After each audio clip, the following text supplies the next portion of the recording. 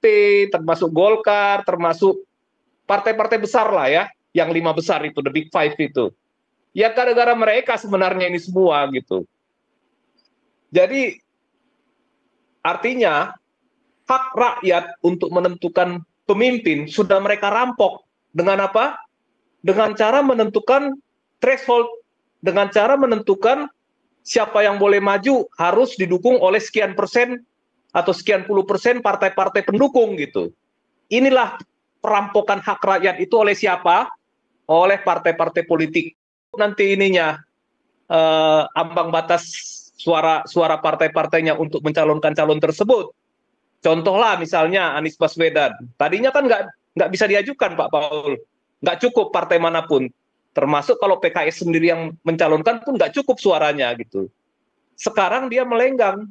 Bisa siapapun mencalonkan dia gitu. Termasuk juga Ahok. Cuman Ahok udah ada cacat masalahnya. Kalau diajukan pun resiko tidak terpilihnya tinggi gitu. Nah kemudian kalau misalkan, kalau saya jadi penduduk Jakarta, sayang saya bukan orang Jakarta Pak. Kalau saya jadi penduduk Jakarta, walaupun misalkan PDIP bisa mencalonkan Anies, saya nggak bakalan pilih Pak. Masih belum lepas itu cerita lama itu. Apa namanya? Isu SARA itu Pak Paul gitu. Saya nggak akan pilih gitu. Yang sana juga sama aja Pak Paul. Yang memenjarakan Pak Manubulu siapa Pak Paul? Menurut Pak Manubulu di channelnya. Ridwan Kamil. Ya, itu sama aja. Jadi kalau orang Kristen nggak punya pilihan Pak Paul di sini.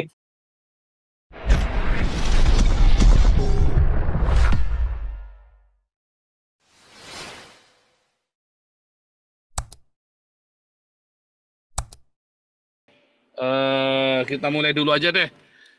Saudara-saudara bisa mulai beropini, teriak-teriak yang puaskan. Om Pung Toba, silakan. Sudah jadi co-host Om Pung. Tes suara Pak Paul. Lulus Om Pung. Lulus, oke. Jadi ini kita menarik. Kita melihatnya ini nggak cuma sebagian ya. Sebanyak orang akan menyalahkan Jokowi gitu Pak Paul. Tapi kalau saya melihat begini Pak Paul, ini masalah salah menyalahkan pasti Jokowi salah. Tadi dulu pokoknya salah Jokowi pokoknya. Dari dulu ya. Jadi begini Pak, ini kan sebenarnya keputusan masalah pencalonan kepala daerah dan presiden ini kalau tidak salah ya, nanti bisa dicek lagi nanti data-datanya. Diputuskan oleh DPR di zaman pemerintahan Presiden SBY. Oke?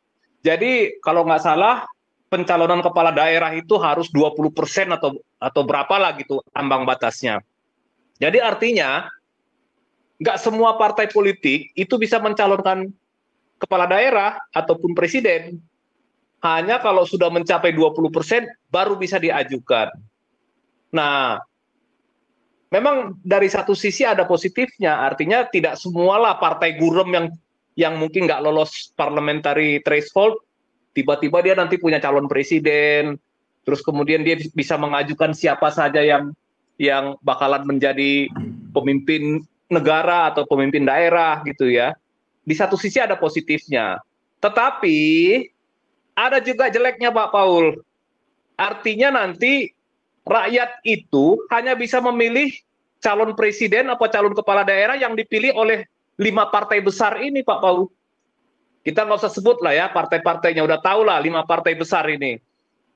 Jadi hanya mereka-mereka aja yang bisa mencalonkan figur gitu. Misalkan ada orang yang menurut rakyat ini cocok jadi presiden nih. Kalau nggak diajukan oleh partai ya nggak bisa Pak. Kenapa? Ya karena nggak ada mekanismenya hanya lewat itu. Kecuali lewat jalur independen. Seperti teman kita itu Pak Paul, Pak Dharma Pongrekun gitu ya. Dia maju jadi calon independen. Dia tapi mau nggak mau kan harus mengumpulkan tanda tangan gitu. Nah itu dia. Jadi sistem sekarang ini sekarang sudah jadi krisis politik. Penyebabnya apa? Penyebabnya adalah inilah permainan kotor partai-partai politik sejak masa lalu Pak, termasuk PDIP, termasuk Golkar, termasuk partai-partai besar lah ya, yang 5 besar itu, the big five itu. Ya gara-gara mereka sebenarnya ini semua gitu. Jadi artinya hak rakyat untuk menentukan pemimpin sudah mereka rampok. Dengan apa? Dengan cara menentukan threshold, dengan cara menentukan siapa yang boleh maju harus didukung oleh sekian persen atau sekian puluh persen partai-partai pendukung gitu. Inilah perampokan hak rakyat itu oleh siapa? Oleh partai-partai politik. Jadi sekarang terjadilah krisis politik. Nah, di satu sisi mungkin sang penguasa melihat ini, melihat peluang ini. Oke? Nah, dia melihat kalau tercipta koalisi besar seperti sekarang ini, Kim Plus atau Kim S segala macam lah itu ya. Artinya ya hanya satu calon yang paling kuat. Calon yang lain mungkin nggak cukup nanti ininya ambang batas suara partai-partainya untuk mencalonkan calon tersebut. Contohlah misalnya Anies Baswedan. Tadinya kan nggak bisa diajukan Pak Paul. Nggak cukup partai manapun. Termasuk kalau PKS sendiri yang mencalonkan pun nggak cukup suaranya gitu. Sekarang dia melenggang. Bisa siapapun mencalonkan dia gitu. Termasuk juga Ahok. Cuman Ahok udah ada cacat masalahnya. Kalau diajukan pun resiko tidak terpilihnya tinggi gitu. Nah kemudian kalau misalkan, kalau saya jadi penduduk Jakarta, sayang saya bukan orang Jakarta Pak. Kalau saya jadi penduduk Jakarta, walaupun misalkan PDIP bisa mencalonkan Anies, saya nggak bakalan pilih Pak. Masih belum lepas itu cerita lama itu. Apa namanya? Isu SARA itu Pak Paul gitu. Saya nggak akan pilih gitu. Yang sana juga sama aja Pak Paul. Yang memenjarakan Pak Manubulu siapa Pak Paul? Menurut Pak Manubulu di channelnya. Ridwan Kamil. Ya, itu sama aja. Jadi kalau orang Kristen nggak punya pilihan Pak Paul di sini. Dua-duanya podo wae Pak, gitu. Semua sama, ini kadrun semua sekarang. Kalian udah nggak punya pilihan lagi. Itu dia Pak Paul. Problemnya di kita. Kalau saya sih yang lain nggak peduli ya Pak. Karena kebetulan kalau saya lihat, saya lebih memandang hak kita sebagai orang minoritas ini nggak ada di sini Pak dari dua-dua calon ini. Nah, kalau kita mau pilih Ahok pun, Ahok tidak didukung oleh para pengusaha karena dia terlalu ketat ya. Kemudian juga ya isu SARA itu pasti akan diserang lagi dengan cara seperti dulu gitu. Kemungkinan menangnya tipis. Paling-paling PDIP akan mencalonkan Anies. Tapi kalau orang Kristen pilih itu, ya kalau saya bilang bodoh sih. Kenapa? Masih ingat nggak isu SARA yang memecah belah itu? Isu apa? Yang Kalau dulu gereja, Pak Paul. Kalau gereja soalnya yang penting dikasih duit. Ya, itu dia. Tergantunglah gereja yang mana, Pak. Kalau misalkan mereka dikasih duit atau dikasih izin bangun gereja, kadang-kadang mungkin ya mikir-mikir juga ya Pak Paul ya, gitu. Nah, tapi inilah situasi politik ini. Ini krisis politik ini. Sekarang semua orang menyorot penguasa, gitu ya. Menyorot penguasa, menyorot Raja Jawa, gitu. Tapi hati-hati loh, ini bukan karena salahnya dia. Ini karena permainan lama dari partai-partai politik di masa lalu. Jadi ada celah untuk berbuat seperti sekarang ini, Pak Paul. Ada celah jadinya. Nah, sekarang begitu peraturan ini dihapus, besok Partai Buruh pun bisa mencalonkan siapapun presidennya, Pak. Bisa kita punya presiden nanti bisa lebih dari 10 orang, Pak. Kalau misalkan dibuat pencalonan gitu. Kenapa? Karena sudah nggak terseleksi lagi. Rakyat punya pilihan, walaupun kadang-kadang pilihannya ini kecil kemungkinan untuk menang, ya. Karena belum tentu juga didukung sama ini ya, sama masa pemilih gitu Pak Paul. Nah, jadi inilah permasalahannya. Nah, sekarang yang diuntungkan oleh kebijakan ini ya jelas PDIP. Walaupun sebenarnya partai ini dulu nggak bisa lepas tangan dari penentuan peraturan pemilu yang lalu Pak, yang di masa Presiden SBY itu tentang ambang batas pemilihan kepala daerah dan kepala negara itu. Nggak bisa juga lepas tangan. Jadi bukan semuanya salah Jokowi, enggak juga gitu. Tapi karena ada celah, karena ada aturan seperti ini, Pak. Jadi kalau sekarang aturan ini dianulir lah, katakan semua sekarang bisa. Nah, timbul lagi masalah.